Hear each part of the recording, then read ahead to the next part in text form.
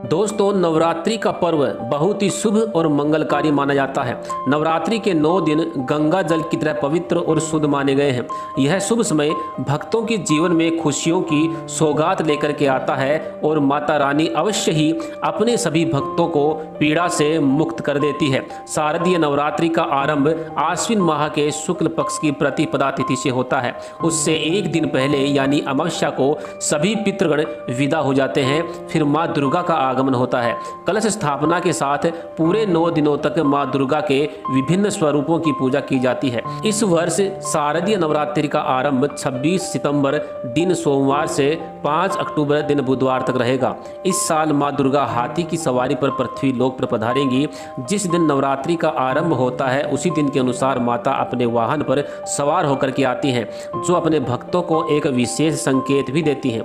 ऐसे में शारदीय नवरात्रों में माता दुर्गा की कृपा पाने के लिए कलश स्थापना का शुभ मुहूर्त 26 सितंबर सुबह 6:11 से लेकर 7:51 तक रहेगा और मुहूर्त में की गई पूजा बहुत ही शुभ फलदायी मानी जाती है।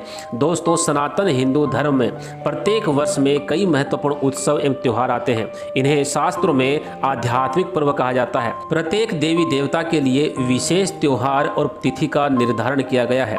उन तिथियों पर उनका पूजन करने से हमें उस देवता का आशीर्वाद प्राप्त होता है। उन्हीं में से एक महत्वपूर्ण त्यौहार है नवरात्रि का त्यौहार। शारदीय नवरात्रि का हिंदू धर्म में बहुत अधिक महत्व होता है। नवरात्रि में मां दुर्गा के 9 रूपों की पूजा की जाती है। भक्तगण नवरात्रि से पहले ही मां दुर्गा के स्वागत के लिए काम में लग जाते हैं। हिंदू धर्म में नवरात्रि को शक्ति का पर्व माना जाता है। इस पर्व में साक्षात शक्ति का स्वरूप मां दुर्गा की पूजा की जाती है। मां दुर्गा की पूजा आराधना से समस्त दुख एवं संकटों का नाश होता है एवं जीवन में सुख समृद्धि का आगमन होता है। नवरात्रि में मां दुर्गा के भक्त 9 दिन तक जागरण करके मां की आराधना करते हैं। शास्त्रों के अनुसार नवरात्रि का पर्व सिद्धि प्रदान करने वाला होता है और शास्त्रों में कहा गया है कि जब भी मां दुर्गा हाथी पर सवार होकर के आती है तो बारिश होने की संभावना बहुत अधिक बढ़ जाती है। इससे चारों तरफ हरियाली छा जाती है, प्रकृति का सौंदर्य भी बढ़ जाता है। माता रानी जब हाथी पर सवार होकर के आती है तो धन धान्य के भंडार भर जाती है। माता रानी का हाथी एवं नौका पर सवार होकर के आना साधकों के लिए बहुत ही लाभदायक माना गया है।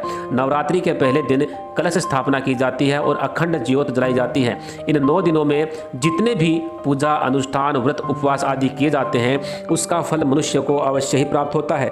जिस भी घर में माता दुर्गा के लिए व्रत का पालन किया जाता है उनके घर में माँ अवश्य ही प्रवेश करती है और अगले 9 दिनों तक माँ दुर्गा उसके घर में निवास करती है। इसलिए इन 9 दिनों में किसी भी प्रकार के अशुभ कार्य नहीं करने चाहिए।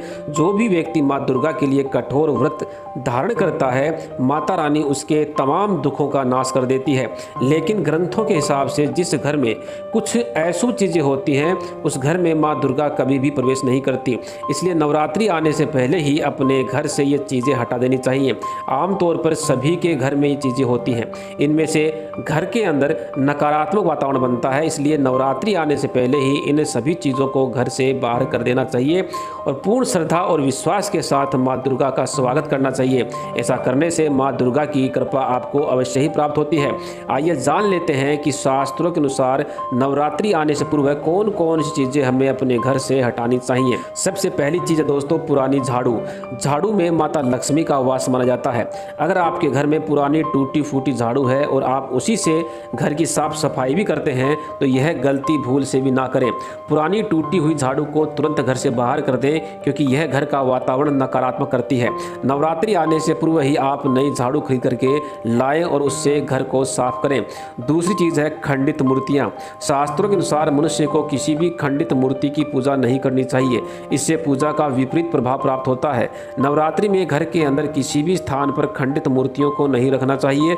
इससे माता रानी का अपमान होता है। अगर आपके घर में पुरानी खंडित मूर्तियां रखी हुई हैं तो इन्हें तुरंत घर से हटा दें। इन खंडित मूर्तियों को कचरे में भी नहीं फेंकना चाहिए। इन मूर्तियों को या तो आप पीपल के वृक्ष के नीचे रख दें या किसी नदी में प्रवाहित कर दें। लेकिन नवरात्रि में इन मूर्तियों को अपने घर के अंदर भूल से भी ना रखें। तीसरी चीज़ है दोस्तों कबाड़। दोस्तों अगर आपके घर में टूटा फूटा पुराना सामान पड़ा हुआ है या फिर आपने अपने घर में कबाड़ जमा करके रखा है तो इसे नवरात्रि आने से पूर्व ही अपने घर से हटा दें। ये चीज़ें घर के अंदर नकारात्मकता फैलाती हैं और ऐसे घर में माँ दुर्गा कभी भी प्रवेश नहीं करती। चौथी चीज़ है टूटा हुआ कांच का सामान। दोस्तों कांच यानी कि शीशा, इसका सीधा संबंध राहु ग्रह से होता है। यदि घर के अंदर टूटा हुआ कांच का सामान अथवा टूटा हुआ आईना रखा हुआ है तो यह आपके लिए अत्यंत अशुभकारी होता है। इससे घर के अंदर राहु का नकारात्मक प्रभाव बना रहता है। ऐसे घर में सदैव ही शोक का माहौल बना रहता है और ऐसे घर में माता रानी भी प्रवेश नहीं करती। इसलिए नवरात्रि से पहले ही टूटा हुआ शीशा और आईना घर से बाहर कर दें। पांचवी चीज़ है कांटेदार पौधे। यदि आपने अपने घर के अंदर या मुख्य द्वार पे कांटेदार पौधे रखे हुए हैं तो इन्हें भी वहां से तुरंत हटा देना चाहिए। इनसे भी घर का वातावरण नकारात्मक बन जाता है। छठी चीज़ है घर के अंदर मांस मदिरा को ना रखें। अगर आपके घर में शराब और मांस रखा हुआ है तो नवरात्रि आने से पहले ही इसको घर से बाहर कर दें, नहीं तो माता रानी आपके घर में कभी भी प्रवेश नहीं करेगी।